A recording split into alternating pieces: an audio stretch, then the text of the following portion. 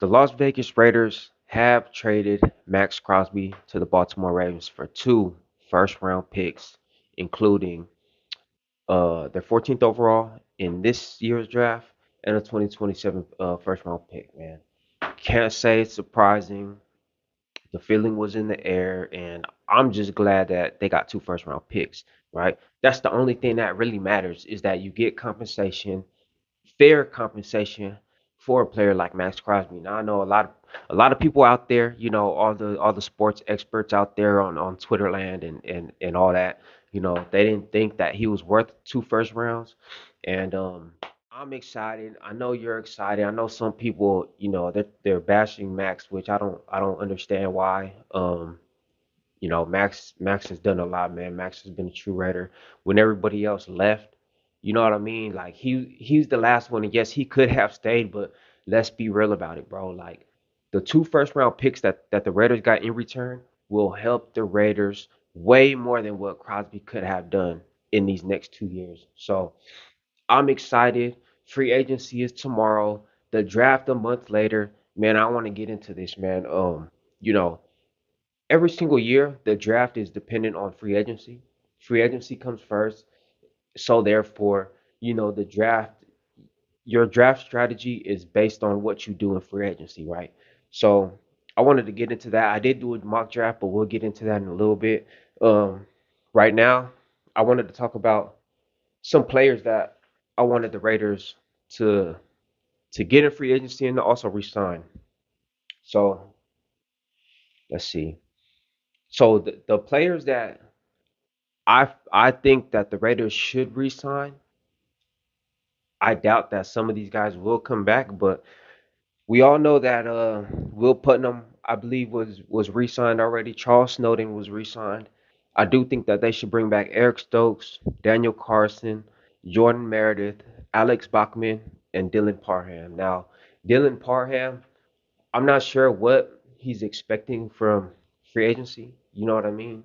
Um, he could get other teams could view him less, give him a less value than what he's expecting.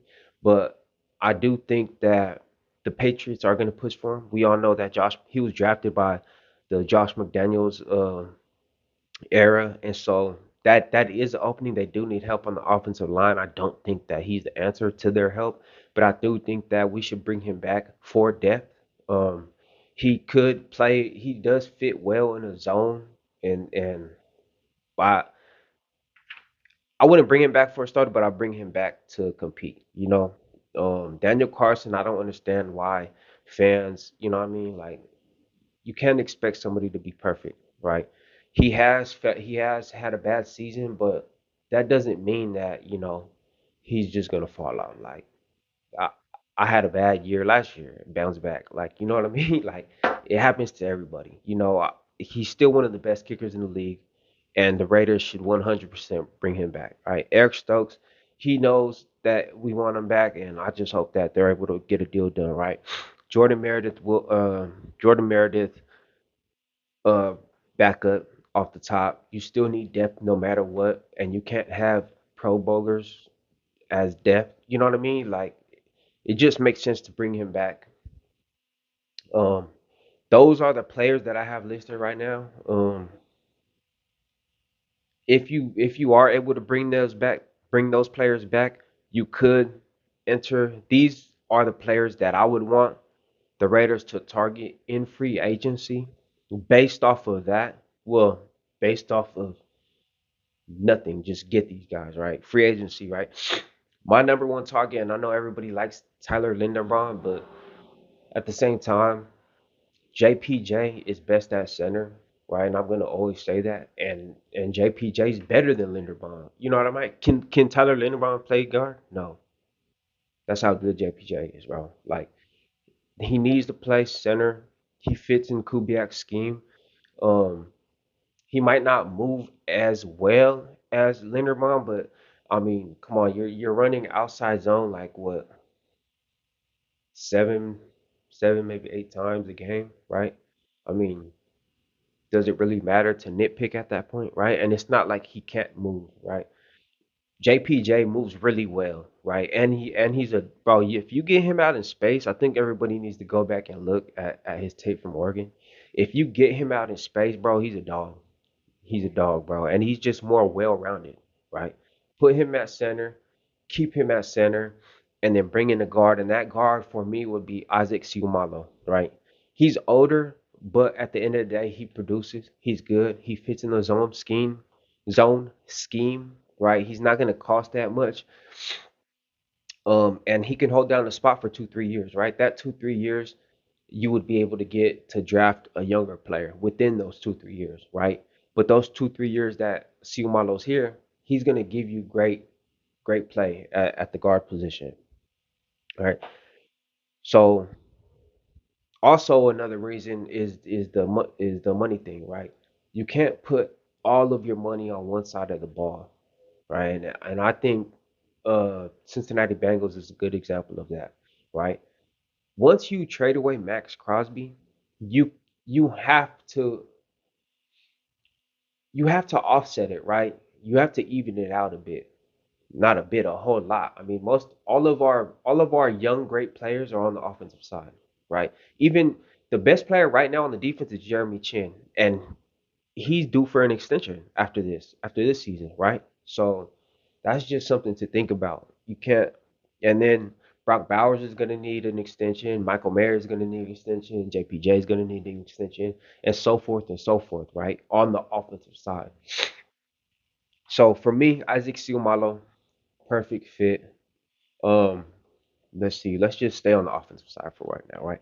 Alec Ingold, released by the Miami Dolphins. He before that he was with the Raiders in the John Gruden era. And man, this dude he fits perfect, right? When you talk about Kubiak's scheme and Alec Ingold's skill set, he fits perfect, bro, right? And it's like how many teams even use a fullback, right? So where I mean, it really doesn't matter where he can go. What only matters is that they should target him, right? Perfect fit. Like I said, he's been here before, man. Once a Raider, always a Raider. Go get him. Okay. Wide receiver position. Now, personally, I don't think that they should target two receivers in free agency. I think you only target one. And for me, the fit is gonna be Rashid Shaheed, right? And Rashid Shaheed playing offense and special teams is a big reason why. Now, if you don't get Tyler Linderbaum and you get Siumalo, then you could target both of them. Like it is doable. Um, so Rashid Shaheed and Alec Pierce. I don't know if I even said Alec Pierce's name, but those are the two receivers that they should get, that they should target. They fit perfect. We all know Rashid Shaheed fits perfect, but Alec Pierce fits perfect in Kubiak's scheme, right? Um, you can kick him out wide. He doesn't have to play in the slot. I don't even think he wasn't even a slot. He's just a number two receiver, but he fits perfect. Also, another person, if you can't get Alec Pierce, then get Romeo Dobbs. Romeo Dobbs fits just as good and Kubiak's scheme as Alec Pierce does. So, um, either Alec Pierce or Romeo Dobbs, and then Rashid Shaheed. That's a no-brainer, right? Um, Switching to the defensive side, let's go with the line of scrimmage, right? These are two defensive players that I would have as a top priority for the Raiders now that Max Crosby is gone. Number one is AJ Epinesa. You could put him at the traditional DN spot. I don't know what Rob Leonard is planning on doing. You could have you could have a scheme where you have a four-man front in a 3-4, but both of your edge rushers are standing up, and then you have three off-the-ball linebackers, right? But I just don't know what his plan is. And if you do have him standing up, I know Epinesa is used to putting his hand in the dirt. I don't think it's gonna be that big of a deal standing up, but AJ Epinesa could be the number one target to play DN, and then Odafe Owe playing outside linebacker. I think that you have to make a push. Now that Max Crosby's gone, you have to make a push for these defensive players, right? You cannot go into the season super, super thin. You can't go into the season with a bunch of rotational players, right? Now, you could have some rotational players. That's I mean that's a given, right? There's not pro bowlers and all pros on every single defense, but you have to have huge signings. Like, what are you getting rid of Max Crosby if you're not going to target these guys, right? So AJ Epinesa and Odafe Owe, those are my top two. Those are my top two defensive linemen, I'll say, or edge rushers. Um, Linebackers, I'll go with Tremaine Edmonds and Alex Anzalone. Right. Tremaine Edmonds, I remember when Tremaine Edmonds was playing for the Buffalo Bills, he was the number one cover linebacker, right? Great in zone coverage. Fits perfect in the 3-4 scheme, right? Alex Anzalone is the same way. Right, this dude, you could have Tremaine at middle linebacker and Alex Anzalone at weak side linebacker. Both of them are great in coverage. Alex Anzalone, he's everywhere, bro. He plays with effort. He plays with passion. Um, if Tremaine Edmonds isn't there, this free agency in 2026 is very deep with linebackers, right? Middle linebackers, linebackers, period, bro. I just seen uh the Green Bay Packers traded for Zaire Alexander, so it's a given. Quay Walker's not going back to the Packers, so that could be a target instead of Edmonds. Also, Bobby Okereke is another target. Weak side linebackers. I know some people are talking about Nakobe Dean, but the thing with Nakobe Dean is that he's missed 21 regular season games, right, since entering the league.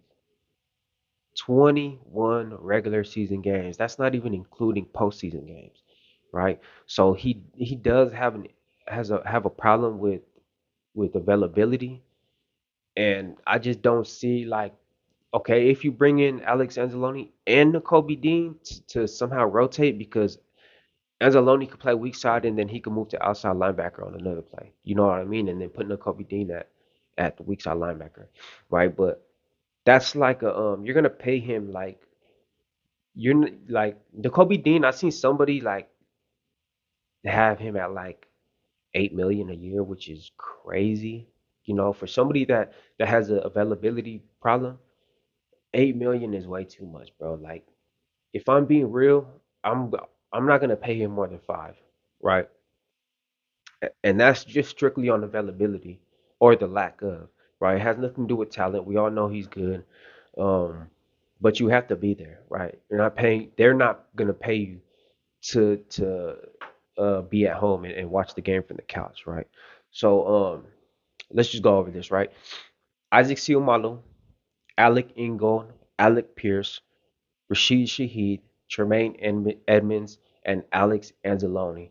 Those are my top free agents that I think that the Raiders should target in free agency, and that would be a great building block on both sides of the ball for Raiders to somewhat be successful in 2026, right? And then with that free agency, that will set you up for one of the perfect drafts that you will ever have, right?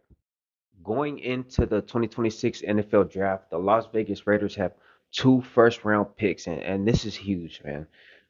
I did do a mock draft based off of who I think the Raiders should get in free agency, based off who I think that they should bring back in free agency, right? And let's just get into it, man. The Las Vegas Raiders, first overall pick, Fernando Mendoza. I don't think that there's anything really to think about, right? Well, I'll take that back. You have to put, great thought into it because it's a serious decision, right? You don't just say, well, we have the number one pick and we need a quarterback, so go get a quarterback. That's that's not how things should be done, right? But with that being said, Fernando Mendoza is a franchise quarterback, right? I don't know how a lot of people, how others evaluate the quarterback position, but for me, the main three things that I look at is football IQ, instincts, and arm talent. Right now, you could just throw in leadership as well. Right now, I don't look at athleticism. Right, being able to move within the pocket is the only thing that really matters. I know a lot of people say, the first sign of pressure, oh well, you need to run. Like there's other ways to deal with those types of situations, right? You should know where your dump off is. You should know how much time is on the clock. You should know all these things, right? You could throw the ball out of bounds. You could do a whole lot of things other than run, right? Athleticism is good if you have it, but it's not needed, right? So I will never take points away from a player, a quarterback, if he's not that athletic. I don't think Mendoza lacks athleticism. I think he has enough athleticism, but the things that are most important for the quarterback position, Fernando Mendoza has, right? He has a high football IQ, he has instincts, he has leadership qualities, and most important of all, he has elite arm talent, right? That's pinpoint accuracy and that's also ball placement, right? You cannot have elite arm talent unless you have those things, right? Arm strength as well, and he checks all the boxes. So number one pick, Fernando Mendoza, put it in. Let's move on. Pick 14. Now, knowing from what Spytech tells us and shows us, he's a big fan of trading back, as am I. The best thing that a team could do in the NFL draft is get more bang for their buck by trading back, right? If you're at 14 and you trade back, I think the best the team right now that I have as a favorite of trading with the Raiders is the Steelers, who are at 21.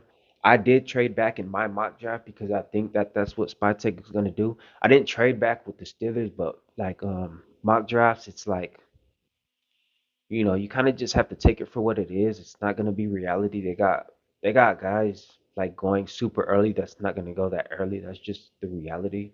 But I do think that a team to look forward to trading back with is the Steelers so that they could jump the Jets and get Ty Simpson. But so in this mock draft, I did trade back. I believe I traded back to 25. Whoever's at 25, I believe it's the Bears. But I ended up trading back, accumulating an extra second round, and then with that first round pick, I got Lee Hunter. Right, Lee Hunter is on one of my last videos. I had him graded as a second round when really he's a first round, right? If you want to compare him to other nose tackles, I do think he's better than McDonald. I think that uh I think Washington went back.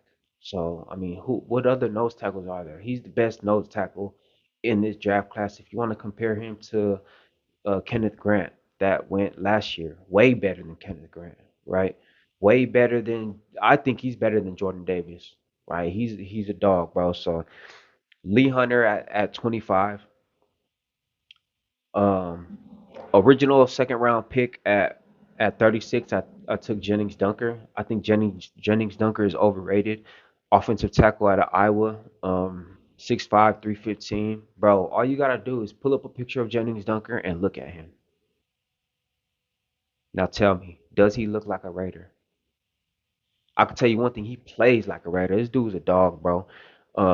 Very, very underrated. Hold up he can hold up against power. He can hold up he can hold up against speed and athleticism because he's patient, right? Now, a lot of people they have it mistaken to where in order for an offensive tackle to combat with speed, a speed rusher, you have to be athletic, and that's wrong. You have to have good feet, right? And you have to have patience. A lot of times, I seen tape where Spencer Fano was going against, I believe, Cassius Howe or David Bailey, and he was getting worked because of too much athleticism, right? When you have that type of athleticism, you think that you have to use it, and causes you to causes you to over pursue to the outside, right? When really all you need to do is have that quick first jump and then just be patient. Steady move to the outside. Do not create vulnerability on the inside, right? That's what Jennings Dunker does. That's how Jennings Dunker plays. And then at the point of contact, he's very, very physical.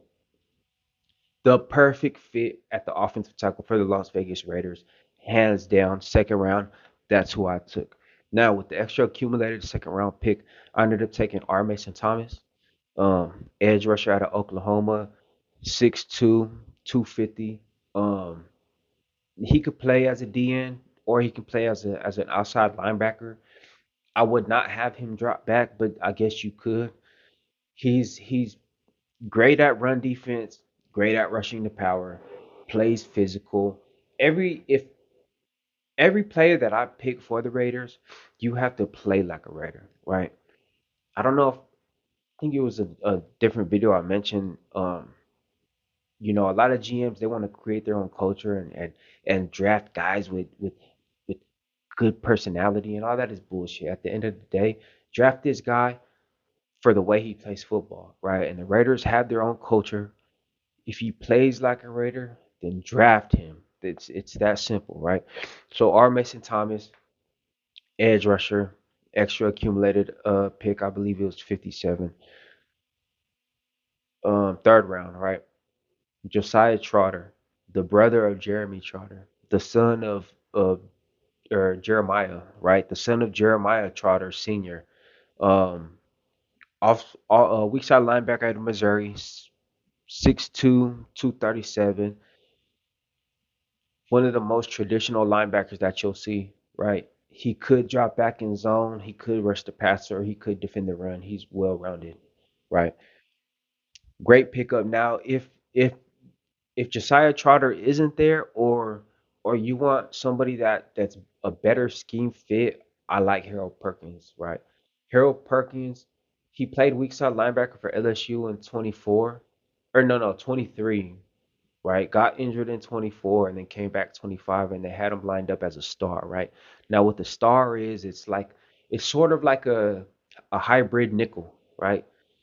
um you could be looked at as an extra linebacker, and that's pretty much what he was. They moved, so the star is pretty much you. They move him around, right? You play back deep, you play sort of like an off ball linebacker, or you could play on the line like an outside linebacker, right? So he has extreme versatility, great in coverage, great against the run. I think he was like, even though he played away from the ball a lot of times, he was like second or third in tackles, total tackles out of all linebackers, bro. Like it's crazy. Bro, I'm put it like this: at the beginning of the 2025 season, he was projected to be a first round pick. That's it. That's you know what I mean. So that was the original third round. Moving on to the fourth round at 102, I ended up taking Tacario Davis. He was the best corner on the board, and I do think that they should add a corner in this draft. I don't think that it should be early. I think it should be in the mid rounds. I don't think it should be in the later rounds. I think early fourth is the latest. I would consider a third round. Sicario Davis, he's a ball hawk, right? 6 foot, 200 pounds. That is good size. For an outside corner, plays the run, great instincts. Um, just all around great player, high floor, high ceiling, right? Moving on to 124, I ended up taking Michael Taft, safety out of Texas, 6 foot, 190. Now Michael Taft. He's another player that had hype going into the 2025 season and it just sort of fell off. I don't think it's because he was overrated. I just think that it's because, you know, once an entire team doesn't live up to the hype that is set in the off season, I think just eyes just start to look somewhere else, right? And I think that he that's what happened with him, right? But if you Michael Taft as a free safety, he's as good as they come, right? Great open field tackler, great instincts, great ball skills, right? He fits well in a 3-4. I mean, it's every free safety can fit well in a 3-4 as long as you're a good free safety, and Michael Taft is a good free safety. So 134. This is the third pick of the fourth round. Um, I ended up taking a tight end, Sam Roosh, I believe is how you pronounce it. 6'5", 260. Some have him at 6'6". I mean, I'm not gonna nitpick over an inch, but this dude, Now I know a lot of people is gonna say, "Oh well, we got Brock, we got Michael Mayer," but Kubiak does use a 12 personnel. He could use a 13 personnel. Michael Mayer is due for an extension, I believe, after this season, and it's not a guarantee that he's gonna re-sign with us, right? Also, I mean, he's missed games. Brock has missed games. You just need if you're gonna run an offense that uses heavy 12 personnel, you need the players to to you need depth, right? So Sam Roosh, man, the thing about him is that you're not gonna find that many tight ends with his size, right? 6'5", 260, bro. You know what I mean? You usually get hybrids nowadays. So when you come across a player like him with the skill set that he has, right? He's a great run blocker. He has great hands, right? Mostly short to intermediate, but I think one of the most underrated tight ends in this draft class. And if he's there, late fourth round, the Raiders should definitely get him. All right. Now moving on to the fifth round at pick 175, I ended up taking um, Chase Roberts. Yeah, Chase Roberts, wide receiver out of BYU, 6'4", 210. He does remind me of Alec Pierce. So if you do get Alec Pierce, then I wouldn't draft Chase Roberts. I'd probably take Deion Burks or somebody like that. But Chase Roberts, I think, fits well. He's a true boundary receiver. He doesn't have, I would say, the breakaway speed that Alec Pierce has, but he does separate at the top of his routes, right? Great hands, big body guy that you need in every offense. So Chase Roberts would be a good pick in day three. Sixth round, 182, I ended up taking Demonte Capehart at a Clemson, right? 6'5", 313. Now, Demonte Capehart, he played more so at like a one tech, maybe two eye, to where you could kind of mistake it for a nose tackle, where he probably could play nose tackle because of the physicality that he plays with, but I think that he'll fit well as a defensive tackle in a 3-4 scheme. I'm just thinking about Demonte Capehart and Lee Hunter, both at the line of scrimmage with AJ Epinesa, and then Odafe Owe on the other side, bro. What? If you haven't checked him out, bro, I advise you go check him out, man. Physicality, big guy, man, plays with that mean streak. Definitely a great target in day three, especially in the sixth round. Now, with the other sixth round pick, I ended up taking CJ Donaldson, running back out of Ohio State. 6'2", 230 pounds. That right there is crazy. I do think that I do think that I forgot the running back's name. The running mate that Ashton Genty needs is somebody that's more power than speed, or he could just be both. I just think that the offense that Kubiak runs, you need somebody that's just gonna wear out the defense, right? Because they're gonna run the ball a lot, and when you run the ball a lot, you want the power that's there. You don't want I mean, you could have like what Detroit had with Montgomery and Gibbs, where it's sort of a power and speed. But I would rather have power and power, right, to wear down that defense. We're gonna run the ball 30 plus times, and you're gonna get tired of us running the ball.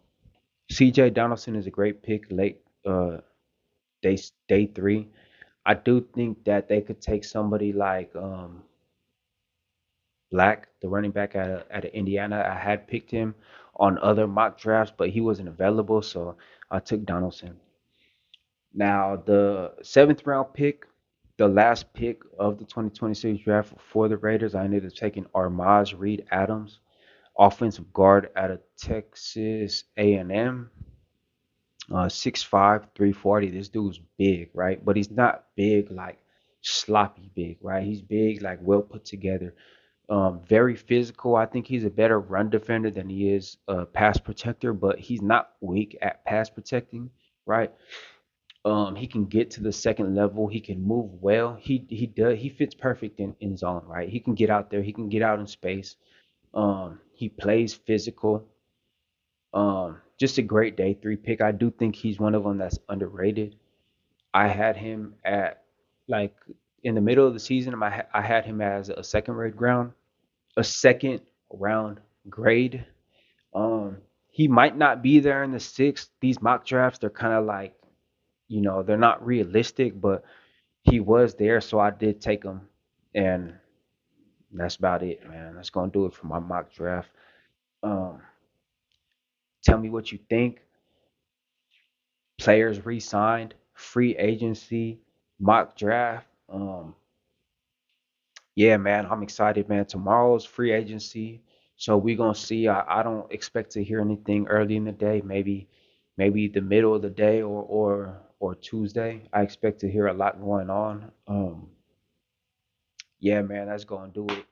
If you're a Raider fan or a football fan alike, this is the Antisocial Raider, and we talking football, baby. Click on that circle icon to subscribe or check out one of the videos down below.